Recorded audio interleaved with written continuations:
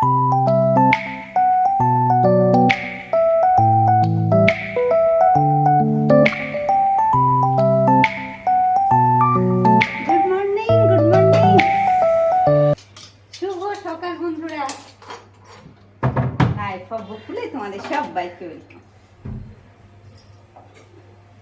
করি সবাই ভালো আছো, সুস্থ আছো আর খুব খুশি খুশি আছো, তাই তো।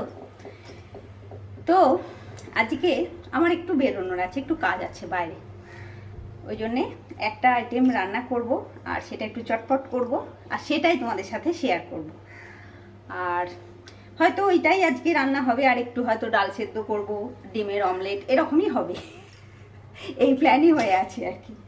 মোটামুটি সকালে সব কাজ ছাড়াছাড়ি এদিকের সব হয়ে গেছে, এবারে রান্না শুরু করব, রান্নাটা করে নিয়ে বেরোবো, এসে ভাতটা হবে আর কি। তো ঠিক আছে, চলো ক্যামেরাটা ঘোরাই। আর এই দিকটাতে আমার কি রেডি হচ্ছে।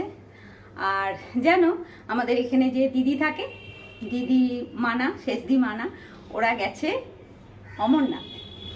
তো অমরনাথে ওদের খুব ভালো করে বাবার দর্শন হয়েছে, খুব ভালো, মানে অমরনাথটা খুব ভালো ঘোরা হয়েছে। এখন তো ওরা কাশ্মীরে এসছে, কাশ্মীরে ঘুরছে, মানে এই দিদির মেয়ে গেছে, আর আমার যে ব্যাঙ্গালোরে যে দাদা থাকে, দাদা বৌদি থাকে, তারাও গেছে আর কি, মানে ওরা 4 জনে গেছে। তো খুব ভালো হয়েছে। ওই পঞ্চতরণী থেকে হেলিকপ্টারে ওরা, মানে পঞ্চতরণী অবধি হেলিকপ্টারে গেছিলো, খুব ভালো হয়েছে ঘোরাটা। যাই হোক, আসলে সব গল্পটা শুনবো, তখন আবার তোমাদের সাথে আমি শেয়ার করতে পারবো। আর দেখো ওরা এখানে থাকে, আমার কিছুই হয় না, আছে দিদি, অবশ্য দিদি রোজ একবার করে ফোন করে। এই যে নেই না, এখন খুব মনে হচ্ছে, মনটা ফাঁকা ফাঁকা লাগছে, যে শেষদিরা নেই এরকম মনে হচ্ছে সব সময় আর কি। তো ঠিক আছে, চলো ক্যামেরাটা ঘোরা। এদিকে হাফ রেডি হয়েছে, একটু পটলের একটা আইটেম বানাবো। তো পটলের খোসা ছাড়ানো হয়ে গেছে, এবার থেকে সবটা তোমাদের সামনে। এসো, এদিকে ক্যামেরা ঘুরে গেছে। তো আজকে এই পটলটা রান্না হবে, মানে বাদাম পটল হবে আজকে, বুঝতে পেরেছো? একটু বেশ স্পেশাল না আইটেমটা, বাদাম পটল।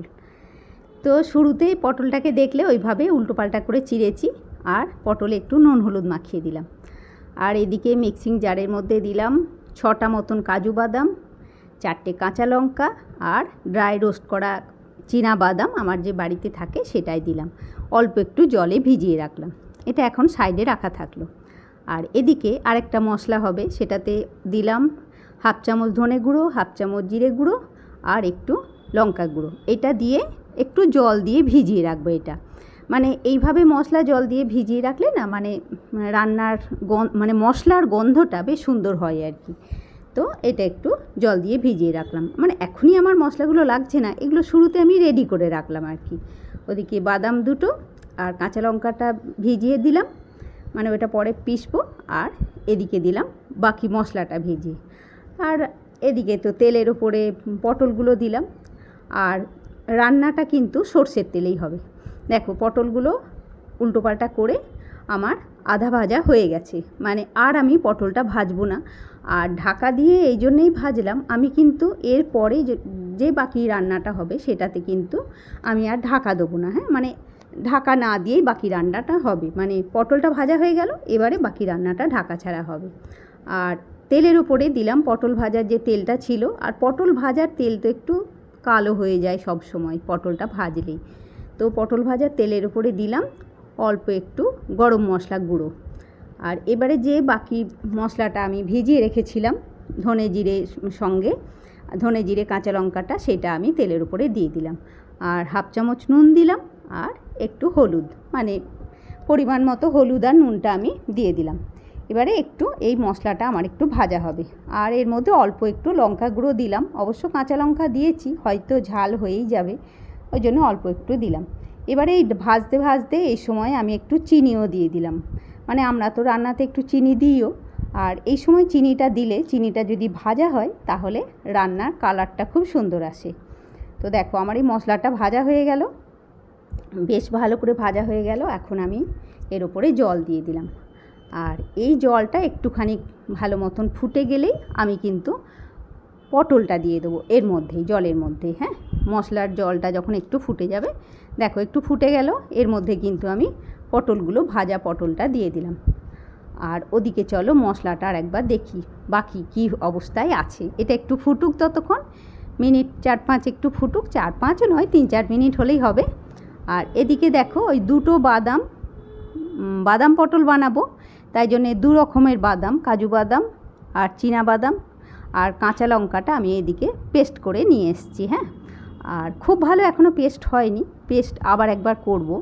আর তার মধ্যে দেবো একটু দই, ওই আমার বাড়িতে পাতা যে দই থাকে সেই দই, 2 চামচ দই দিলাম। হ্যাঁ, আর এটাকে আবার আমি একটু পেস্ট করে নেব। দেখো পেস্ট করে নিয়ে এলাম, এটা কিন্তু এখন খুব স্মুথ একটা পেস্ট হয়ে গেছে। আর এদিকে তো পটলটা দিয়েছিলাম কড়াতে, মাঝে অবশ্য একবার পটলটা একটু উল্টোপাল্টা করে দিয়েছি।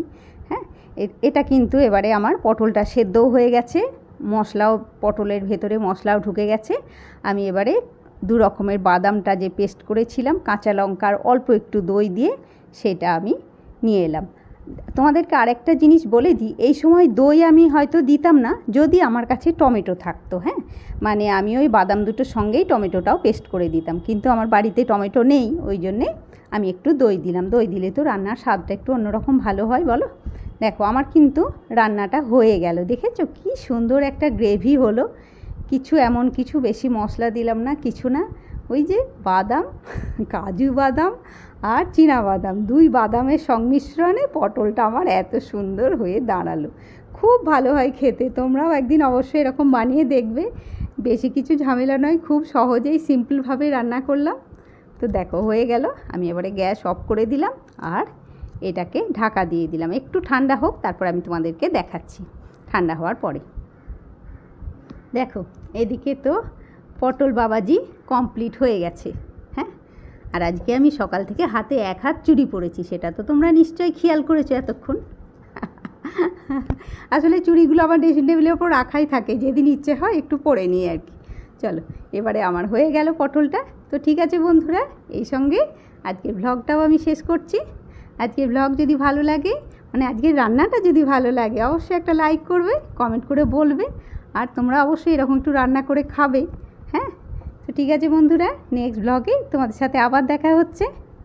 আর এখনও যারা আমার চ্যানেল দেখছো অথচ সাবস্ক্রাইব করোনি, তাদের বলবো প্লিজ বন্ধুরা আমার চ্যানেলটাকে সাবস্ক্রাইব করে আমার পাশে থেকো।